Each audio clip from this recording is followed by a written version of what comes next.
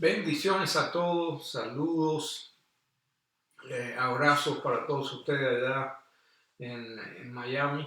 Estamos ahora comenzando de vuelta con el libro Los Hechos. Hoy vamos a estar tocando el capítulo 7, versículo del 1 al 10. Y vamos a hacer un breve repaso. Lo último que hablamos lo puede buscar en el website de la iglesia. Y nos habíamos quedado al final del capítulo 6 del libro de los Hechos, donde Esteban es presentado adelante del concilio porque se habían levantado muchas falsas acusaciones en contra de él y hasta del mismo Jesús. Entonces, hoy vamos a seguir en el capítulo 7 y la primera pregunta que se le hace a Esteban ahí en el capítulo 7, versículo 1 es la siguiente. El príncipe de los sacerdotes le dice: ¿es verdad todo lo que se está hablando aquí?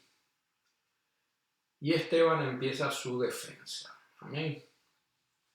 Pero antes de comenzar a escudriñar las escrituras, vamos a hacer una breve oración. Padre, en el nombre de Jesús te damos gracias por otro día más, porque tú eres bueno, porque grande es tu misericordia, Señor, porque grande es tu paciencia con nosotros, ya que nos quedamos cortos de la marca muchas veces, Señor, pero aún así tú extiendes tu mano poderosa, extiendes tu brazo, Señor, para sacarnos del hueco, para sacarnos de las situaciones que nos metemos, Señor. Damos gracias porque eres bueno, Señor, y por sobre todas las cosas te pedimos, Señor, que este estudio sea para la gloria de tu nombre, por sobre todas las cosas, Señor, para edificar a la iglesia y que tu Espíritu Santo se pase entre nosotros. Todas estas cosas te las pedimos, Señor, en el nombre poderoso de tu Hijo amado Jesús. Amén y amén. Como les decía, estamos en el libro de los Hechos y vamos a empezar con el versículo 1. El versículo 1 dice lo siguiente. El príncipe de los sacerdotes dijo entonces: esto es así. Y le está preguntando a Esteban si es verdad todas las acusaciones que se levantaron anteriormente, que leímos al final del capítulo 6, ¿no?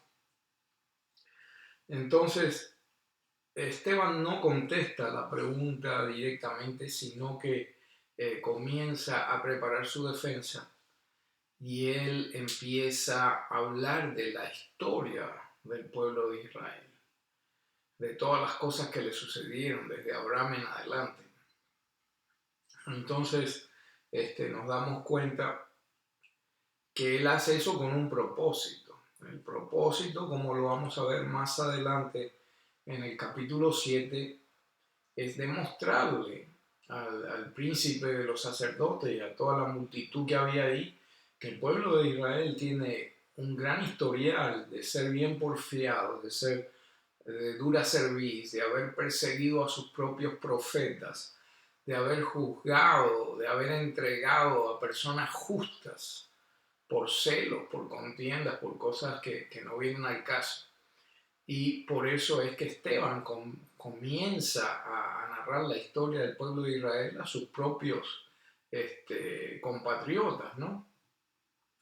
Entonces, aún así, él está usando esta narración de la historia del pueblo de Israel para demostrarles a ellos un punto. Nosotros aún así podemos aprender de la historia del pueblo israelita y en estos 10 versículos que vamos a leer podemos sacar algunos principios que podemos aplicar a nuestra vida también. Amén. Entonces, vamos a leer el versículo 1 al 10. Habla de los hechos que le sucedieron a Abraham y también a José. Amén. Comencemos con Hechos capítulo 7, versículo 2. Y él dijo: varones, hermanos y padres, oíd. El Dios de la gloria apareció a nuestro padre Abraham estando en Mesopotamia antes que morase en Charán. y le dijo: sal de tu tierra y de tu parentela y ven a la tierra que te mostraré. Entonces salió de la tierra de los caldeos y habitó en Charán. Y de allí, muerto su padre, le traspasó esta tierra en la cual vosotros habitáis ahora. Y no le dio herencia en ella, ni aun para sentar un pie, mas le prometió que se la daría en posesión y a su simiente después de él, no teniendo hijo.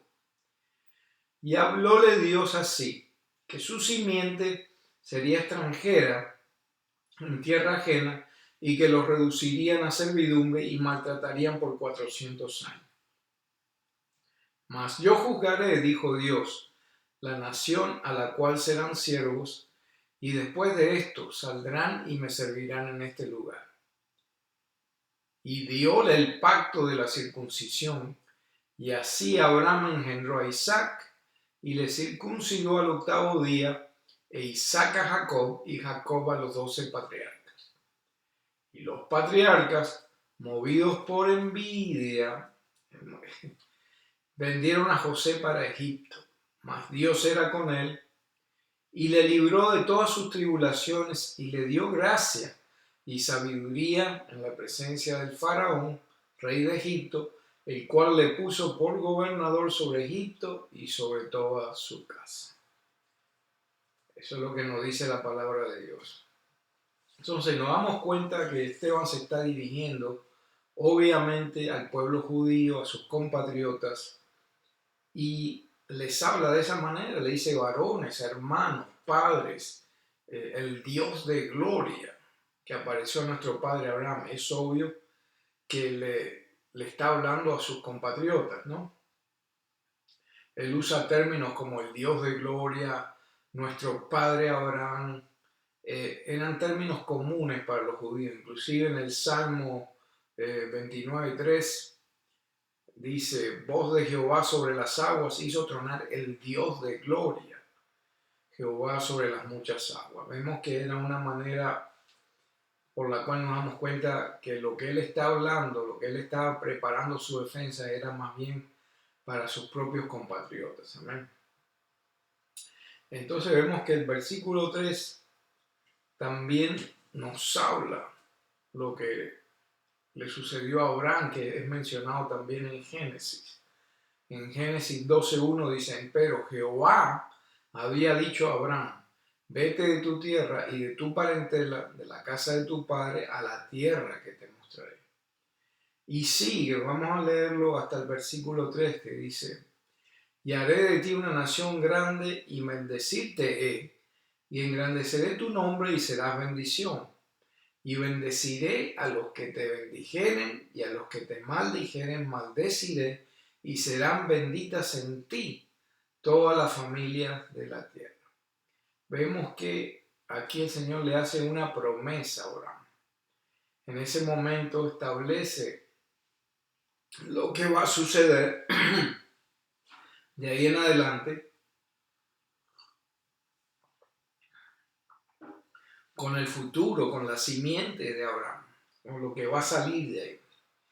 Entonces, por eso es que la descendencia de Abraham, o sea, el pueblo de Israel, está en pie. Ese pacto está en pie hasta el día de hoy. ¿Qué le dice ahí? Haré de ti una nación grande, bendecirte, he de bendecirte, engrandeceré tu nombre y serás bendición. Bendeciré a los que te bendijeren y a los que te maldijeren maldeciré. Serán benditas en ti todas las familias de la tierra. Lo más importante de estas promesas es que en Abraham serán benditas todas las familias de la tierra. ¿Por qué? Porque Cristo es descendiente de Abraham. Y en Cristo todas las familias de la tierra son benditas, porque todo el que cree en él tendrá vida eterna. Amén. ¿Dónde puedo ver que Cristo es descendiente de Abraham? Muchos se preguntarán eso, personas que quizás no hayan leído su Biblia. Usted puede ir a Mateo capítulo 1, del versículo 1 en adelante. Y si usted lee la genealogía de Jesús, se va a dar cuenta de eso, que Jesucristo es descendiente de Abraham. Otro hecho bien importante de este pacto es lo siguiente: bendeciré a los que te bendijeren y maldeciré a los que te maldijeren. Si nos ponemos a pensar, hermano, hermana, la única nación de la antigüedad que todavía sirven al mismo Dios, que todavía creen en el mismo Dios, la cual todavía existe y es llamada igual y se desarrolla igual que lo hizo desde un principio en la nación de Israel. Amén. Entonces nos podemos preguntar, ¿dónde están los griegos y sus dioses? Ya Grecia no es el imperio que era, ya son unas islitas. ¿Dónde están los templos de sus dioses? No, ya no existen, son ruinas. Ya ni ellos mismos practican su antigua religión. ¿Dónde están los dioses egipcios? Sus templos ya son ruinas, las pirámides, todos los templos de adoración que había ahí. Podemos ir también a los vikingos, que tenían su religión, tenían su teología. Sin embargo, quedan descendientes de ellos en las zonas nórdicas, pero ya no practican su religión. Ya sus dioses no son venerados de la manera que lo eran en esas épocas. Babilonia la Grande, ¿dónde están? ¿Dónde están sus dioses? Ya no existen. ¿Dónde están Roma? La antigua Roma y sus dioses no existe. Ahora el pueblo de Israel todavía está de pie y todavía está adorando a su Dios. Amén. Han tratado de eliminar al pueblo de Israel por siglos, a los judíos por siglos. Murieron más de 6 millones de judíos en el Holocausto. Han tratado todo para eliminarlos. Hubieron persecuciones hasta en el mismo año del descubrimiento de América. En España se echaron a muchos judíos de España por antisemitismo. Entonces, también nos damos cuenta cuántas batallas no ha ganado la nación de Israel desde que se transformó en nación. En el año 1948, la primera guerra fue por eso mismo, la guerra árabe-israelí en el año 48 al 49. Israel vence a Egipto, Irak, Siria, Transjordania y al Líbano. Vence a todas estas naciones, un paisito del tamaño de New Jersey. En el año 67, la guerra de los 6 días, Israel vence a Egipto, a Siria y a Jordania. En el año 1972 tuvo la batalla, la guerra de Yom Kippur. Israel vence a quién? A Egipto, a Siria, Irak, Jordania y en aquella época a la Unión Soviética, que se había unido a esta nación. Y no es casualidad. ¿Ustedes qué se creen que le ha dado la victoria a Israel? Porque esa promesa que Dios le hizo a Abraham sigue vigente. Bendeciré a los que te bendicen y maldeciré a los que te maldicen. Eso sigue vigente.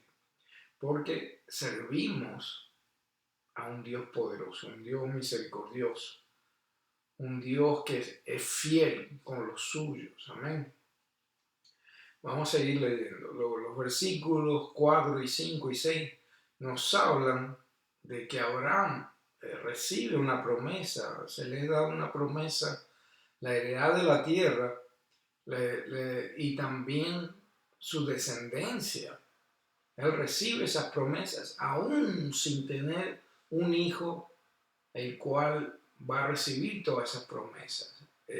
Sin embargo, él recibe esas promesas. Y acordémonos de que Sara y Abraham tuvieron un hijo en la vejez, porque Sara era estéril, Sarai era estéril, y lo podemos ver en Génesis capítulo 11, versículo 30.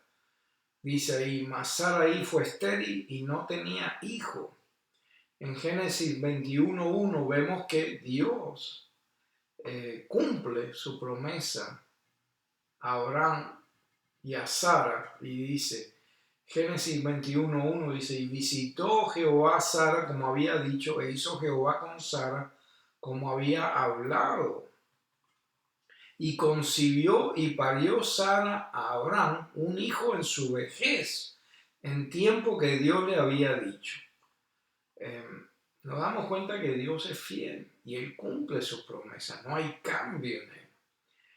En el versículo 7 nos habla del tiempo que Israel fue 400, que estuvo 400 años en cautividad, pero todo tiene su fin. Dios tiene un propósito para todo, ¿no? En Génesis 15, versículo 13 nos confirma que dice así la palabra. Entonces dijo a Abraham, ten por cierto que tu simiente será peregrina en tierra no suya, y servirá a los de allí, y serán por ellos afligidos 400 años. Mas también a la gente a quien servirán juzgaré yo, y después de esto saldrán con grande riqueza. Vemos que viene la bendición después de la tribulación. Y Dios va a juzgar a esa gente que maltrató a los israelitas durante esos 400 años. Eso viene. Vamos a seguir leyendo. Ahora en Hechos capítulo 7, versículo 8 nos habla, en adelante nos habla del pacto de la circuncisión, ¿no? Entonces aquí vemos a Esteban citando todo lo que está escrito ahí en el libro de Génesis, en el libro de Éxodo. Hechos capítulo 7, versículo 8. Y dio el pacto de la circuncisión, y así Abraham engendró a Isaac, y le circuncidó al 8º día, e Isaac, y Jacob a los 12 patriarcas.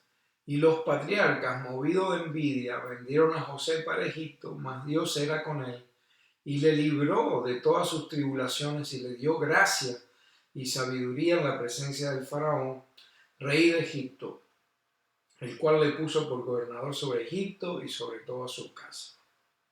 Entonces nos damos cuenta que hubo un pacto de la circuncisión, y aquí habla Esteban de que tenía que ser en el 8º día. Ahora, se han dado cuenta que cuando nace un bebé, antes del 8º día no tiene suficientes plaquetas que son encargadas de la coagulación de la sangre. Si usted circuncida a un niño antes de los 8 días, ese niño se va a desangrar porque no tiene suficientes plaquetas para que haya coagulación en su sangre. Entonces, la sabiduría de Dios va por arriba de todo. Y Él lo diseñó así. En el 8º día van a ser circuncidados, cosa que cuando fueran circuncidados iba a haber una coagulación en ese corte. Amén. Búsquelo, analícelo, no tomen mi palabra. Pero la sabiduría de Dios va más allá de todo lo que podamos pensar. Vemos que la promesa que Dios le da a Abraham en Génesis 12, por lo que habla Esteban, en su simiente serán bendecidas todas las naciones, que los bendiga serán benditos y que los maldiga serán malditos. Ahora, en Génesis, capítulo 17, nos habla del pacto de la circuncisión, donde hasta el nombre de Abraham es cambiado. Antes era Abraham sin H en el medio, y ahora es Abraham. Él se transforma de ser el padre alto de la nación, ahora va a ser padre de una multitud de naciones. O sea que antes era Abraham sin H, ahora es Abraham con H, y va a ser padre, su nombre significa de ahí en más, padre de multitud de naciones. Entonces, nos dice ahí en Génesis, capítulo 17, versículo 3. Entonces Abraham cayó sobre su rostro y Dios habló con él diciendo: yo aquí mi pacto contigo. Serás padre de muchedumbre de gente y no se llamará más tu nombre Abraham, sino que tu nombre será Abraham, porque te he puesto por padre de muchedumbres de gente. Y multiplicarte he mucho en gran manera y te pondré en gentes y reyes saldrán de ti. Y estableceré mi pacto entre mí y ti y tu simiente después de ti en sus generaciones por alianza perpetua para hacerte a ti por Dios y tu simiente después de ti. Y te daré a ti tu simiente después de ti, la tierra de tus peregrinaciones, toda la tierra de Canaán en heredad perpetua, y seré el Dios de ellos. Dijo de nuevo Dios de Abraham: tú empero guardarás mi pacto, tú y tu simiente después de ti por tus generaciones. Este será mi pacto que guardaréis entre mí y vosotros y tu simiente después de ti. Será circundado todo varón entre vosotros. Entonces que ahí viene el pacto de la circuncisión. Vemos que aquí nace prácticamente la nación de Israel. La circuncisión en los varones de esta nación es un recordatorio de ese pacto con Dios. Estamos haciendo un repaso de la historia de Israel debido a que, como les mencioné anteriormente, Esteban menciona todo esto en su juicio en el libro de los Hechos. Sigamos leyendo. Hechos 7:9. Los patriarcas, movidos de envidia, vendieron a José para Egipto, mas Dios era con él. Y le libró de todas sus tribulaciones y le dio gracia y sabiduría en la presencia del faraón, rey de Egipto, el cual le puso por gobernador sobre Egipto y sobre toda su casa. Esteban menciona el caso de José debido a la envidia que movió a los patriarcas, o sea, a los hermanos de José, de vender a José. José fue vendido por 20 piezas de plata. Eso está en Génesis capítulo 37, versículo 28. Y vemos la tendencia del pueblo de Israel, de los patriarcas de Israel, de vender hasta su propio hermano por 20 piezas de plata. Vemos que son un pueblo de dura cerviz.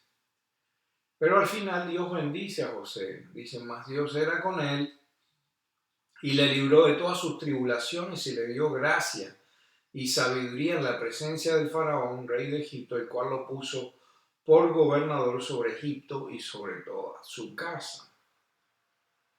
Si bien, como vamos a ver más adelante, Esteban está narrando todas estas cosas con un propósito, que a través de la historia de los israelitas, como le he mencionado varias veces, han perseguido a sus propios profetas y han entregado a personas justas, como a José, por un precio.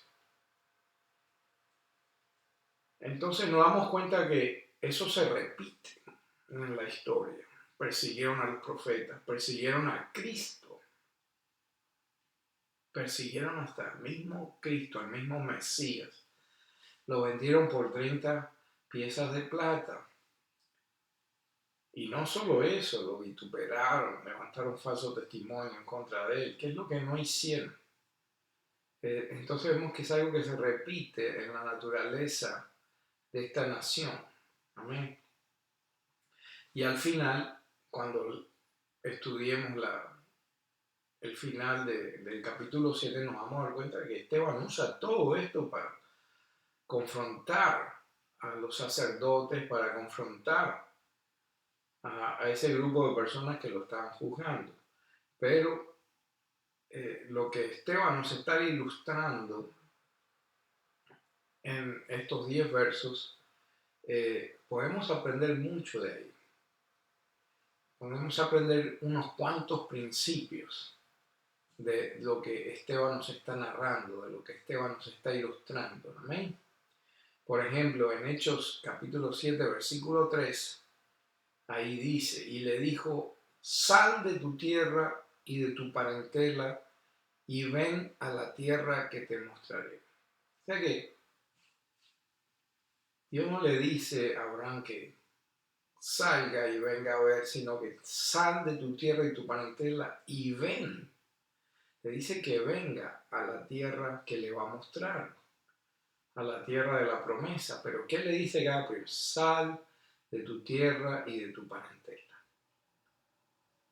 Tiene que salirse de donde está para ir a la tierra que Dios le va a mostrar, para ir a algo nuevo. Entonces, para que Abraham pudiera ir a la nueva tierra, tenía que salirse de donde estaba, de todo lo que era conocido para él, de todo lo que era agradable para él, de todo lo que le daba una especie de confort, que lo tenía de su comodidad. Tenía que salirse de todo eso para ver la tierra que Dios le iba a mostrar. Entonces, ¿qué aprendemos de eso? Que muchas veces queremos ser bendecidos, pero no queremos dejar atrás cosas, no queremos dejar atrás personas o lugares que en realidad no nos convienen. ¿Está entendiendo lo que podemos aprender de esto? Muchas veces queremos ser bendecidos, queremos lo que está del otro lado de la cerca, queremos bendición, queremos prosperidad, pero no queremos dejar cosas que no nos convienen. Oh, pero usted está diciendo que mi familia no. Estamos hablando del entorno, estamos hablando y en realidad hay veces muchas familias que no sirven, que son perjudiciales para tu vida. Eso es lo que puedes hacer, es orar por ellos, pero son buena influencia, quizás no. Hay amistades que no sirven. Hay amistades que evitan que tú progreses, que tú vayas al otro nivel, que tú vayas a la tierra prometida. Por eso es necesario que a veces tenemos que salirnos de donde estamos, de esa zona de confort, de esa zona de comodidad, de cosas, de situaciones, de personas que no sirven y que quizá, por eso Dios nos dice, sal de ahí que te voy a mostrar algo nuevo, algo excelente, algo mejor. ¿Amén? ¿Quieres bendición? Salte de tu zona de confort y analiza lo que está alrededor tuyo, si sirve o no sirve. Y ve para donde Dios te dice que vayas. Amén. Otra cosa que podemos saber es que, ¿qué podemos aprender de Abraham? Que Abraham recibió las promesas de su descendencia, de sus bienes que iba a recibir, aún en el momento que él no tenía hijos. Pero él recibe esa promesa por fe. Entonces, ¿cómo vamos a caminar? Vamos a caminar en fe o en duda. Son dos cosas que no pueden ir de la mano. Entonces, Hebreos capítulo 11, versículo 1 nos dice lo siguiente. Es pues la fe, la certeza de lo que se espera, la convicción de lo que no se ve. Queremos que Dios nos bendiga, pero a veces no creemos ni nosotros mismos las promesas de Dios. ¿Cómo vamos a orar de ahora en adelante? ¿Vamos a orar en fe como oró Abraham? Que aún sin tener un hijo, él creyó las promesas que Dios le estaba dando. Tenemos mucho que aprender. Abraham no era perfecto. No se equivoque. Abraham no era perfecto. Acuérdese que él mintió acerca de quién era su esposa para no meterse en problemas. Dijo que su esposa era su hermana. Y mintió como 3 veces. Así que búsquelo. Entonces, Abraham no era perfecto, pero sí creyó en Dios, creyó en las promesas de Dios, ser un hombre de fe. Amén. Ser un hombre de fe no te hace un hombre perfecto. Amén. Dos cosas diferentes. Perfecto solo Dios. Entonces, ¿qué más podemos aprender? Podemos ver todas las cosas que pasó José, que ahí menciona Esteban. Tribulaciones y problemas. Cuando usted lee la historia de José en el Antiguo Testamento, se va a dar cuenta que primero sus hermanos lo traicionaron y lo vendieron. Después, la esposa del faraón lo tienta y levanta falso testimonio en contra de él. Va a la prisión injustamente. Las cosas que le suceden, pero Dios estaba con él. Amén. Porque él era fiel al Señor. Y él no pecó con la mujer del faraón. Él podría haber dicho sí. Pero sin embargo, él tuvo ese respeto a los mandamientos del Señor, tuvo ese respeto a los estatutos de Dios. Se mantuvo fiel en espíritu, en acciones. A veces sabemos mucha Biblia, pero no la aplicamos. Y esa es la diferencia. La palabra nos habla de ser no solo oidores de la palabra, sino hacedores de la palabra. ¿Amén? Y vemos que José se mantuvo fiel al Señor y al final el Señor lo premia. Dice ahí en Hechos capítulo 7, versículo 10, y le libró de todas, no dice de algunas, sino que dice, le libró de todas sus tribulaciones y le dio gracia y sabiduría en la presencia de Faraón, rey de Egipto, el cual le puso por gobernador sobre Egipto y por sobre toda su casa. ¡Wow! Acuérdese de eso, que Dios le libró de todas sus tribulaciones, no de algunas, de todas. Amén. Ese es nuestro Dios, Dios poderoso. Amén. ¿Qué es lo que vamos a esperar que el Señor nos diga cuando estemos en su presencia? Mi anhelo personal es lo que dice Mateo 25, versículo 21, en la parábola de los talentos. Y ahí dice así, su Señor le dijo, bien, buen siervo y fiel, sobre poco has sido fiel, sobre mucho te pondré, entra en el gozo de tu Señor. Wow. Eso es lo que yo personalmente quisiera oír de mi Señor. No sé usted, pero muchas veces nos preguntamos por qué no llega la bendición. Sencillamente debemos pensar y preguntarnos si nuestro sentir es en realidad agradar a Dios en nuestra manera de actuar, en nuestra manera de conducirnos, en nuestro testimonio. Es en realidad mi manera de actuar, mi manera de conducirme digna de agradar a Dios. Tenemos que preguntarnos a veces por qué no llegan nuestras bendiciones, por qué no llegan. Oh, yo oré al respecto y parece que mi oración se quedó en el aire. ¿Tenemos algo en contra de alguien? La Biblia nos habla que no debemos ni siquiera dar nuestras ofrendas si tenemos problemas con el prójimo. ¿Amén? Estamos dejando de lado cosas que no nos convienen. Estamos dejando cosas que no nos convienen atrás. Quizá amistades que no nos convienen, quizás hábitos que no nos convienen. Los estamos dejando atrás. Hay algo que está frenando esa bendición. Podemos preguntarnos también si estamos siendo fieles a Dios y a sus principios o solo cuando la gente está mirando. Y cuando no nos miran, cuando estamos entre las cuatro paredes de nuestra casa, estamos siendo fieles a los estatutos del Señor. ¿Estamos obrando en fe o en incredulidad? ¿Cómo estamos obrando? Analicemos esas cosas. ¿Por qué? Porque al final la palabra nos dice en Hebreos 11, capítulo 6, versículo 6, perdón.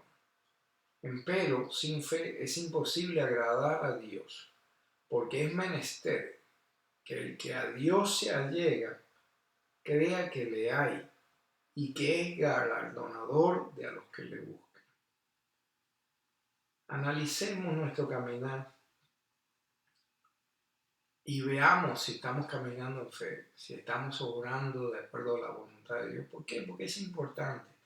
Porque hacer la voluntad de Dios, ser obediente a Dios, va de la mano con tener fe. Porque si usted no cree que Dios existe, si usted no cree nada de lo que dice la Biblia, entonces usted hace lo que se le da la gana, porque no tiene a nadie a quien darle explicación. Ahora, si usted cree en el Dios de la Biblia, el Dios de Abraham, el Dios de Isaac, el Dios de Jacob, el Dios Todopoderoso, el Padre de nuestro Señor Jesucristo, si usted cree en Él, usted va a tratar de caminar de acuerdo a la voluntad de Dios. Usted va a tratar de caminar en fe. Usted va a tratar de agradar a Dios por agradecimiento, por todo lo que Dios hace por nosotros. Entonces hagámonos esa pregunta. ¿Estamos caminando en fe? ¿Es nuestro caminar digno de nuestro Señor? Entonces vamos a cerrar con esta pregunta.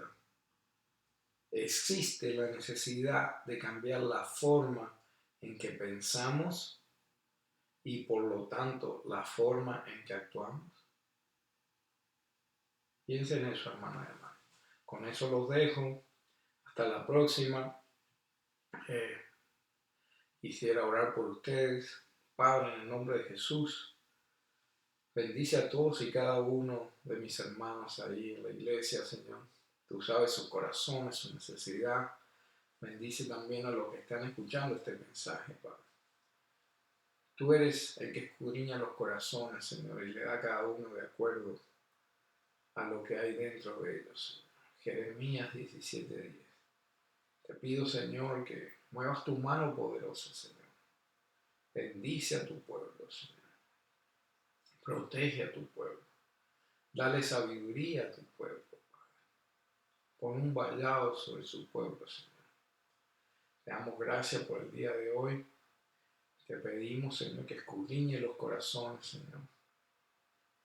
Y hagas la diferencia, Señor, en la vida de todos y cada uno de mis hermanos, incluyendo la mía. En el nombre de Jesús, te pedimos todas estas cosas, Señor.